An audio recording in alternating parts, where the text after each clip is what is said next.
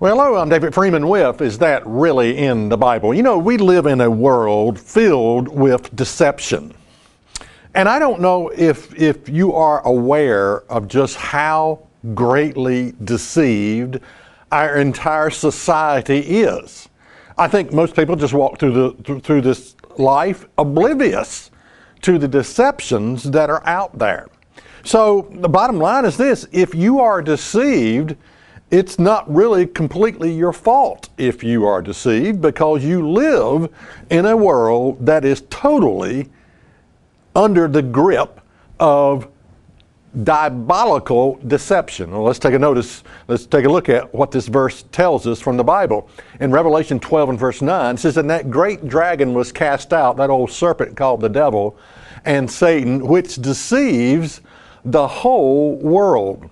Notice, he deceives the whole world, not just one little snippet, not just one little area, maybe over in Uganda, Africa, but no, he deceives the whole world. Now, if I were to ask you the question, are you deceived? You would probably say, well, no, I'm not deceived. Everybody else is deceived, but not me. And some people would say, well, look, I've got my religion, therefore I cannot be deceived. Let me tell you something. Your religion is probably one of the main reasons you are deceived. Let me explain it. Most religion is a closed system. Now, what do I mean by a closed system? In other words, we're in like an echo chamber.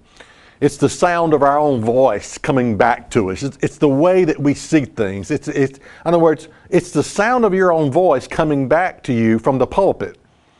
And the preacher is just telling you things that you already agree with 100%. That's what I mean by an echo chamber. We're just hearing the sound of our own voices being repeated back to us, our own theologies, our own way of looking at the Bible, our own way of looking at God, and the minister just backs all that up. And so that's what we're only hearing what we want to hear, is what I'm saying. That's what I mean by an echo chamber. That's what I mean by religion is a closed system. I mean, most people think in religion, hey, I have arrived. Once I accepted Christ into my life, I have arrived, and therefore there's nothing else I must do. You know, it's the concept of, well, once saved, always saved. I have arrived. Therefore, I no longer need to think for myself. And you see, religious addiction is nothing more than coming to a point where you are no longer willing to think for yourself. That's what religious addiction is.